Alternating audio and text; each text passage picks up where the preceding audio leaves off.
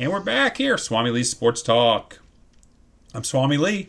I am Mellow Mike. And we're back with our completely unrehearsed show with absolutely no knowledge of what's going on for me. So Mike is going to be talking about something, don't know what it is, and we're going to see what we have to say. So let's just jump right in, Mike, and what's your topic for the day?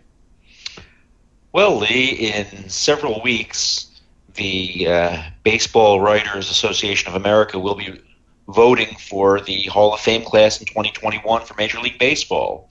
So I figured we would talk about a few of those players. And of course, this is not the Veterans Committee, not the old-timers.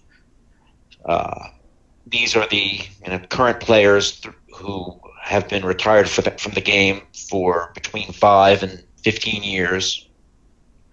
And I'm just going to give you some names, and you're going to tell me two things. Will they get in this year? Should they get in this year? And if you want to expound on any of them and why they should or should not be in, feel free. Okay, go for it. Well, name number one, a man known for his glove, not his bat, one Omar Vizquel. Okay, this is probably the toughest one you're going to ask me today.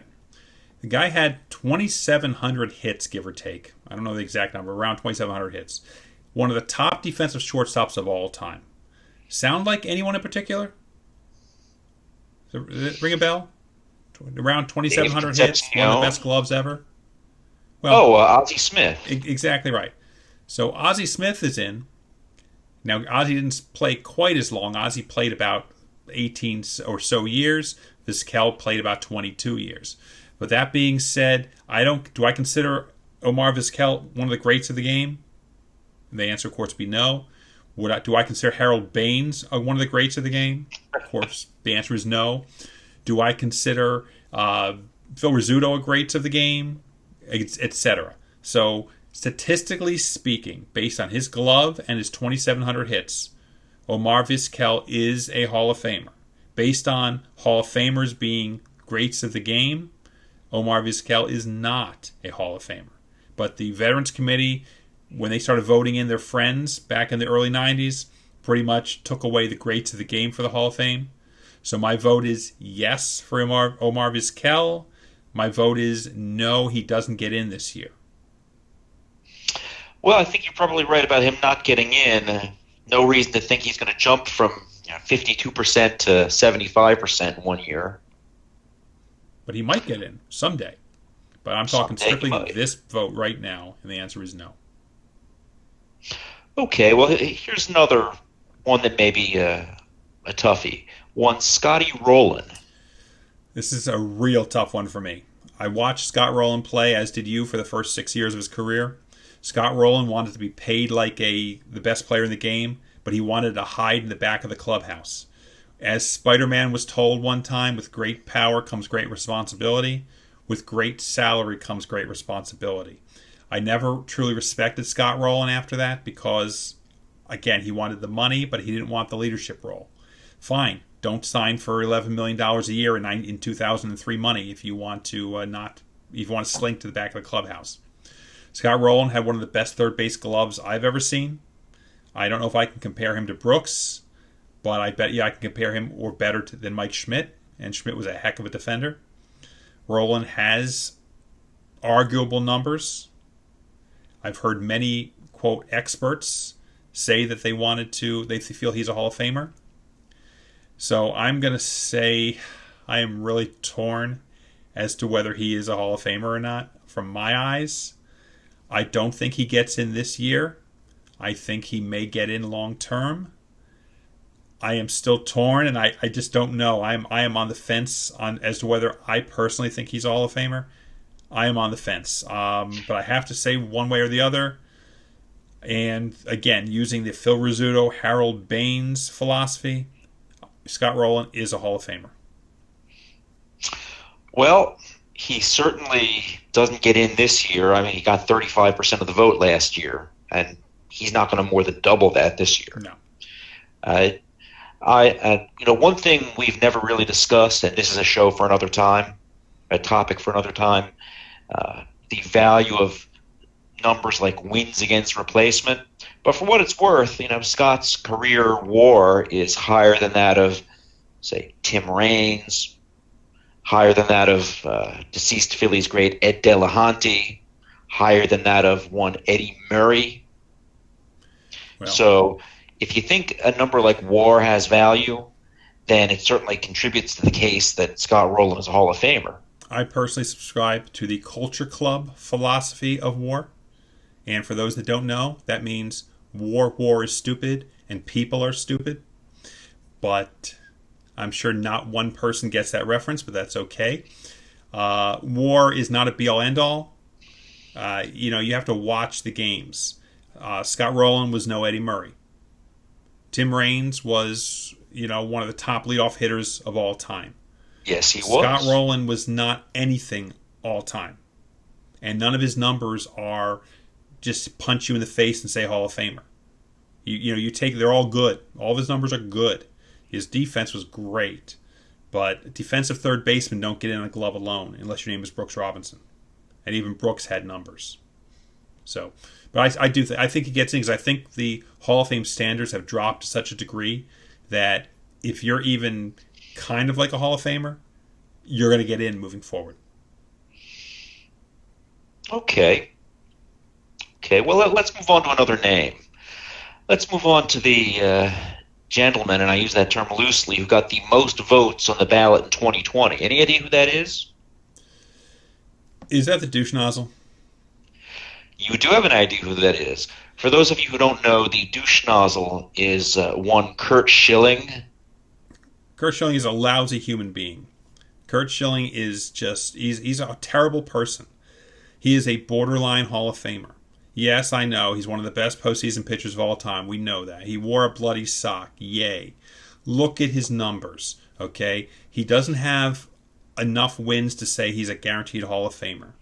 If you look at his seasons, I think I've done this many times because this conversation, as everybody knows about me and Curt Schilling, he probably had 6 dominant seasons.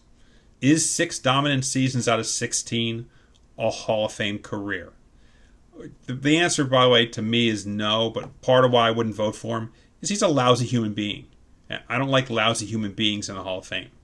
That being said, if I had to bet you right now, he does get elected this year, and I'm not happy about that, but I'm pretty confident it will happen, you mark my words.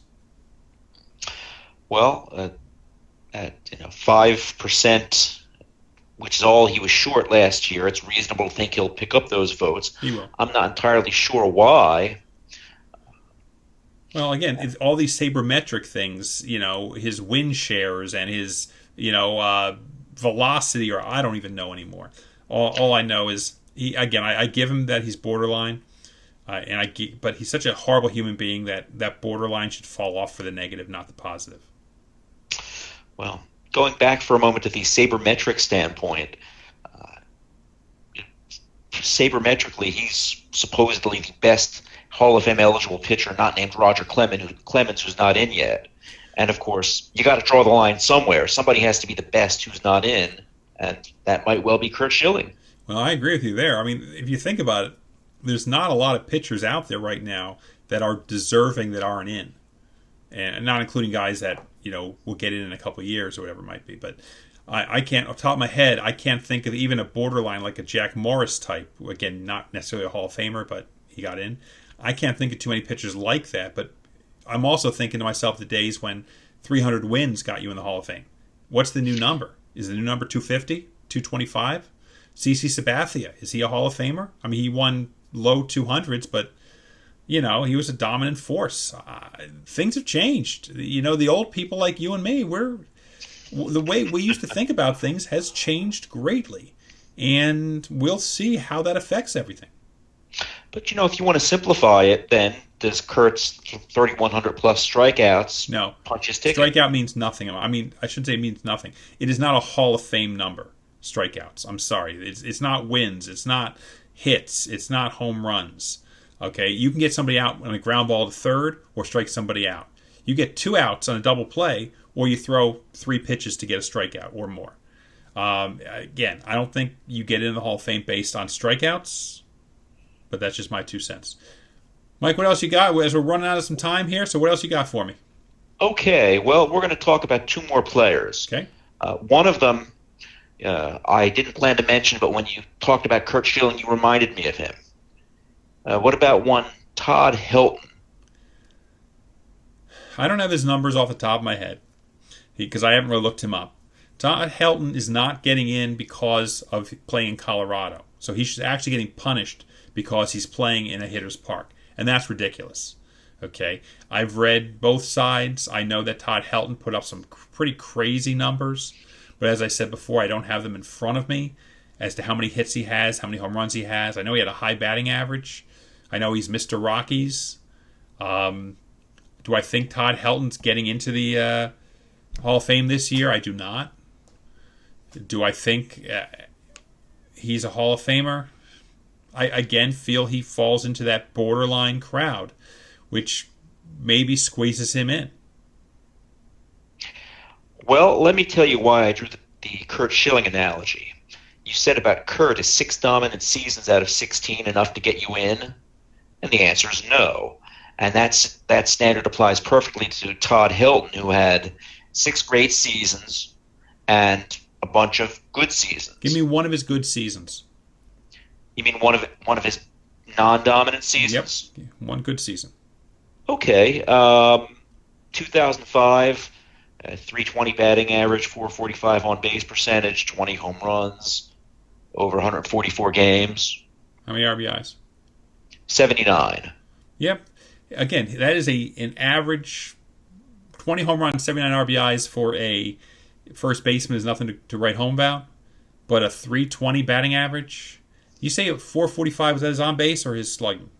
That was his on base percentage. A 445. I mean, these are crazy numbers. A 445 on base percentage, and that's his average season. You know, his good but not great season. 320 batting average, 445 on base percentage. I'm going all in on Todd Helton. So what you got? What's your last one, Mike? Okay, the last player we are going to discuss is one Manny Ramirez. Well, Manny Ramirez is a 2-time loser. Manny Ramirez is not getting voted into the Hall of Fame. And you don't need me to tell you that his numbers are Hall of Fame worthy. And I don't believe Manny Ramirez benefited from his illegal substances to get him into the Hall of Fame. This isn't, his numbers were probably great long before then. He was just trying to hang on. I think he's was still playing in Korea or somewhere up to a year or two ago. Again, Manny is Manny. That's what they used to say about him. Manny is Manny. Manny will not get in the Hall of Fame because of his multiple substance abuse. Unfortunate, and it's a shame. But is he a Hall of Famer? Yes. Did he produce properly before drugs? I'm sure he did. But at the end of the day, I think 1-time losers have a chance. 2-time losers, absolutely not. Well, I agree. He will not get it. Certainly won't get in this year. He probably never will. And you know what? I don't have much sympathy for him. Oh, I'm with you 100%. I'm with you 100%. And let me just say one more thing about this ballot. It is a crying shame that there are no first-timers on this ballot who are worthy of discussion. Nick Swisher, LaTroy Hawkins. Well, Nick Swisher did have a good appearance on How I Met Your Mother a few years back, so that's got to be worth something. I guess not. No. Okay. Well, Mike, what final words do you have for us today? Well, I certainly look forward to seeing the results of Hall of Fame voting. I'm sure that at least one of us is going to end up irritated, and that's a show for another time. That's going to be me when Curt Schilling gets in, because again, he's gonna get in. It really bothers me, but he is getting in. So we'll have to deal with it. In the meantime, we thank you so much for tuning in, and we'll see you next time around. I'm SwamiLee. I'm Mellow Mike. And thanks for checking us out. Have a great night. Bye-bye. Guys.